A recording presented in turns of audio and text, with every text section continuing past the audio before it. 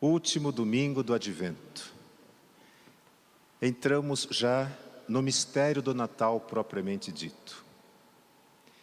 Essas 3 semanas em que fomos acendendo cada uma dessas velas, meditamos na segunda volta de Cristo, chamada o dia do juízo final, aquele grande e terrível dia quando tudo será revelado.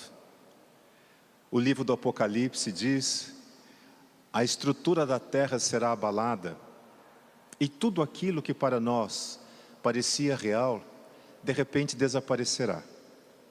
É o reino de Deus, o reino espiritual, que virá para ser instalado no coração daquelas pessoas, segundo a Bíblia, que foram fiéis ao plano de Deus. É a segunda volta de Cristo. Por isso, as 3 velas que antecederam a esta de hoje, nos ajudaram a meditar nisso, e nós nos colocamos diante desta revelação.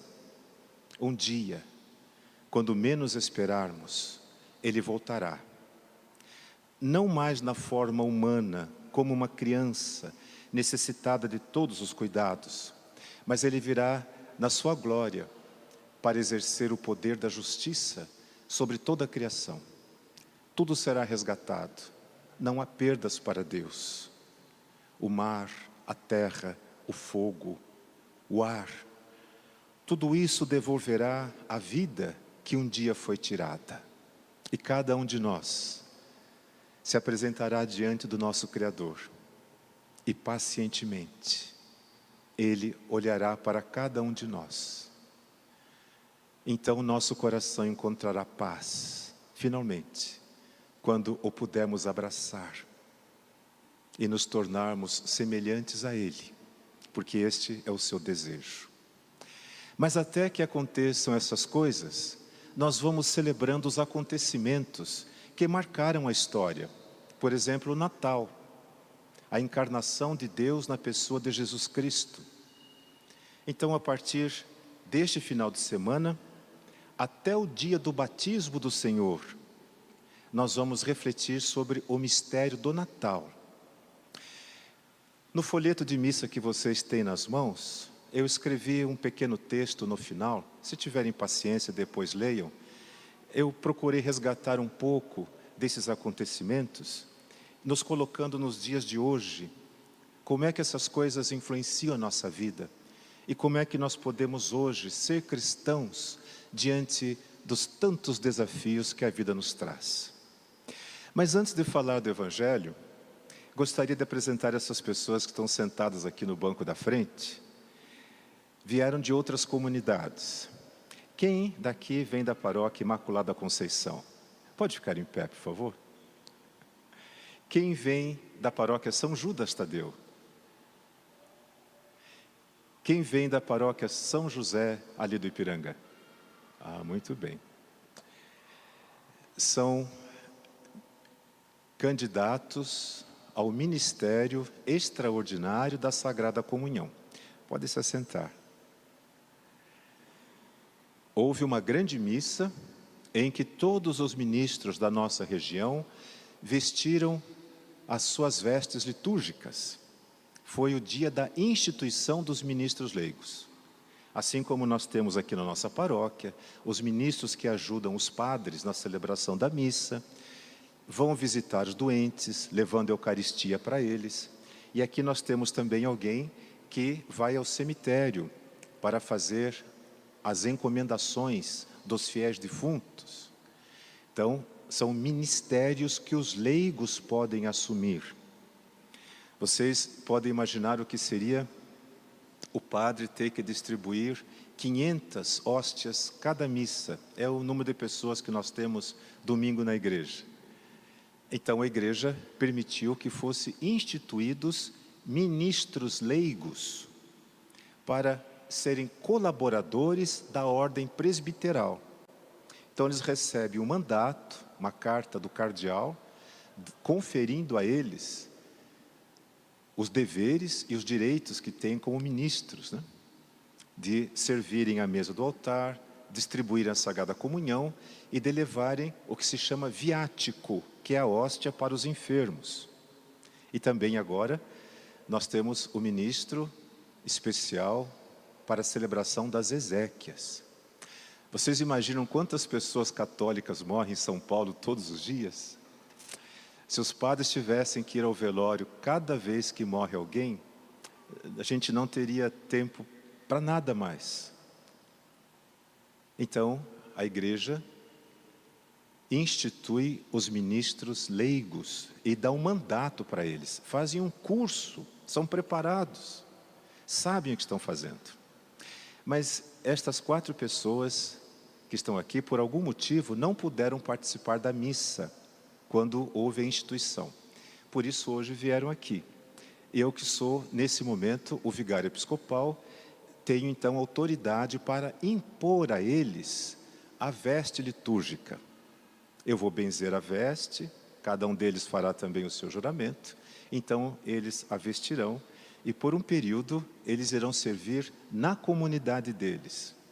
Então aqui temos alguém da paróquia São Judas, alguém da paróquia São José e alguém da paróquia Imaculada Conceição. Fico muito contente em poder prestar esse serviço a vocês. Parabéns pela sua escolha. O apóstolo São Paulo, na segunda leitura de hoje, diz assim: foi ele que nos chamou, vocacionou para o apostolado. Foi ele. Da nossa parte, a gente só responde sim ou não. Deus nunca machuca. Deus nunca fere ninguém, não se impõe. Ele propõe. Você aceita. Foi o que nós ouvimos hoje no Evangelho. Há que se notar a atitude de São José. Naquele tempo, a mulher ficar grávida antes de coabitar com o marido era uma condenação de morte certa. Ela era arrastada a uma praça pública e os vizinhos, as pessoas apedrejavam a mulher até a morte. José foi avisado então da gravidez de Maria, para quem já estava prometido. Eles eram casados já, pela lei. Mas para morar juntos, demorava 1 ano. A moça ficava na casa dos pais, depois de prometida, não podia sair de casa, ficava trancada em casa.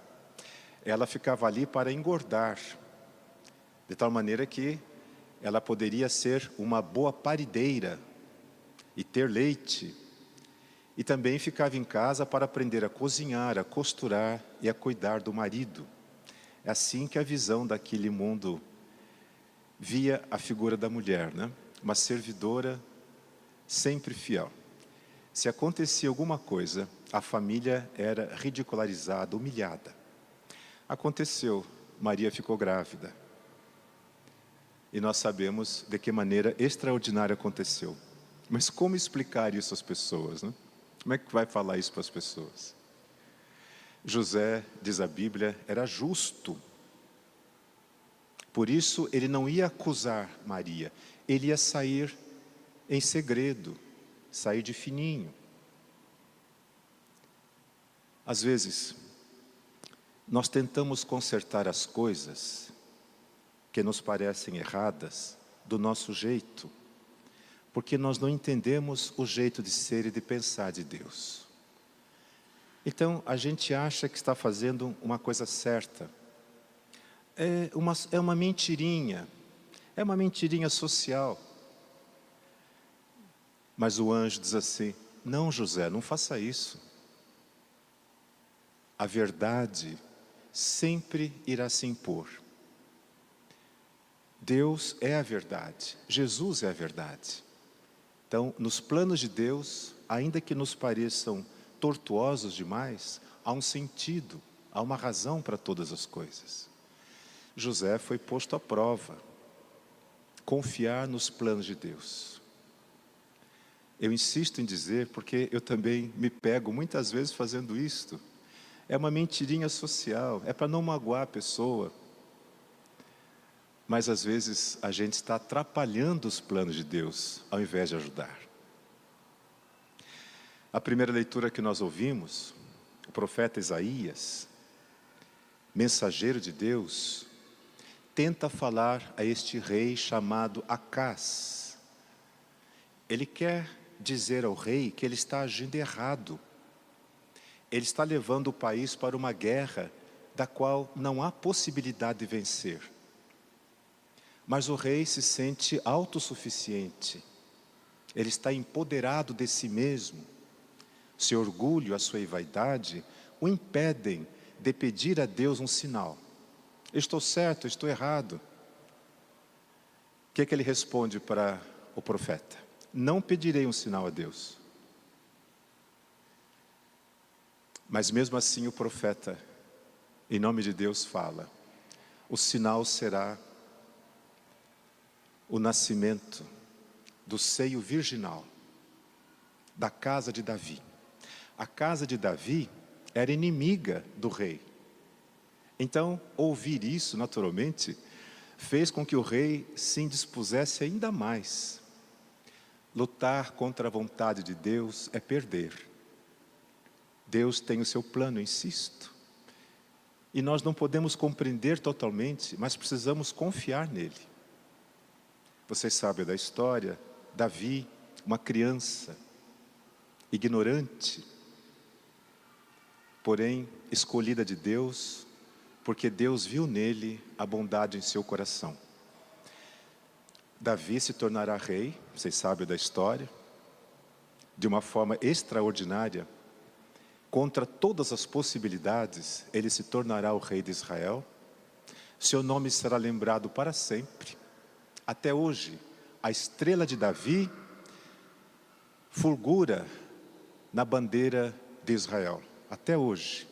Lá se vão 3.000 anos. E a história de Davi é contada de geração em geração. Por quê? Porque Deus o escolheu. Ele que não era ninguém.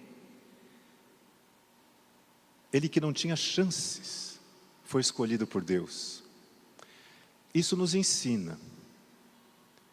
Deus não escolhe as pessoas. Deus não convida as pessoas, porque elas merecem. Temos que entender isso. Quando a gente vai dar a hóstia para alguém, a pessoa precisa saber que ela está recebendo um tesouro de inestimável valor. Não há nada no mundo que se compare à hóstia consagrada. E, no entanto, muitas vezes, a pessoa acha que ela merece receber aquilo. Tanto é que há pessoas que não se levantam para comungar porque não se sentem dignas, elas não se sentem merecedoras. Mas tanto uma quanto a outra estão erradas. Ninguém merece. Mas Deus se dá a cada um de nós porque Ele é bom e porque Ele nos vê como nós somos. Ele nos criou e nos conhece. Quando a gente vem à igreja é porque foi convidado por Ele. Ninguém aqui é penetra, ninguém aqui é intruso. Quem é convidado para se sentar à mesa de Jesus não pode recusar. É orgulho, é vaidade, achar que eu não estou preparado, não sou digno. Uma pessoa na Bíblia agiu desse jeito. Judas achou que não merecia o perdão de Jesus e por isso se matou. Não havia condição de continuidade da sua vida, porque o seu orgulho, a sua vaidade era tão grande que ele não poderia imaginar que Deus olha para a humildade daquele que se apresenta diante dele com simplicidade e vai dizer: eu não sou digno, Senhor, mas basta que o Senhor fale uma palavra, eu serei salvo. Nós dizemos isso em todas as missas, mas precisamos acreditar nisso. É por isso que Deus nos escolhe a cada um de nós para sermos nesse mundo, nesse tempo presente, seus mensageiros. Nenhum profeta foi bem recebido. Isaías foi caluniado, difamado, perseguido, viveu escondido grande parte da sua vida. Mas nada o impediu de falar as coisas que Deus lhe comunicava ao coração. Ele não se sentia digno, merecedor, mas mesmo assim, sem entender, anunciava a vontade de Deus. Aos poucos, a palavra vai se revelando. Aos poucos nós vamos compreendendo. Aos poucos nós vamos recebendo aquilo que Deus tem para nos dar. Mas primeiro é preciso querer. Primeiro é preciso acreditar. José acreditou. Um sonho. Deus tem o seu jeito de falar conosco.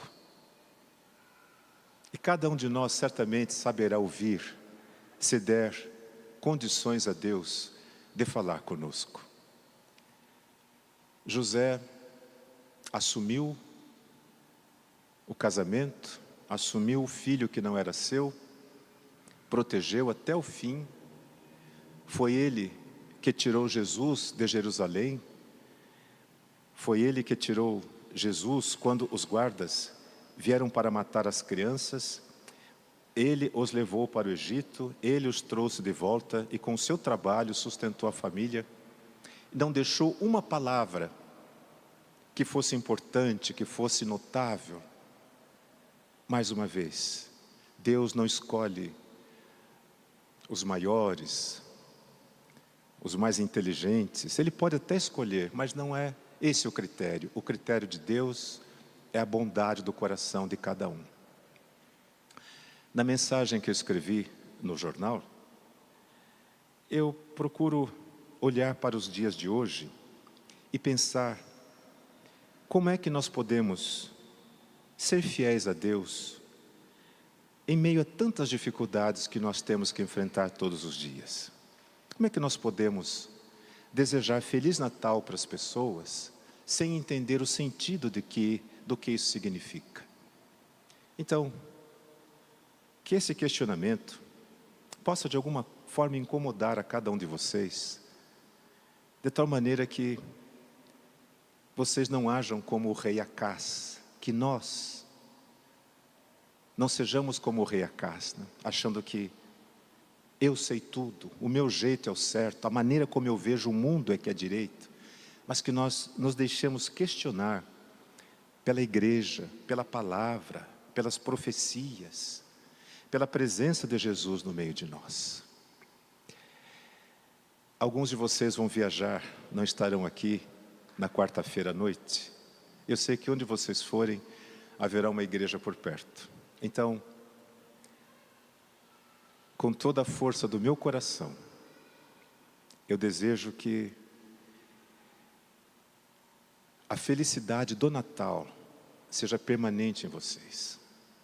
Não seja só uma emoção passageira, mas cada vez que vocês desejarem Feliz Natal a alguém, vocês de fato sejam felizes por serem transmissores desta boa notícia. Deus está no meio de nós. Feliz Natal.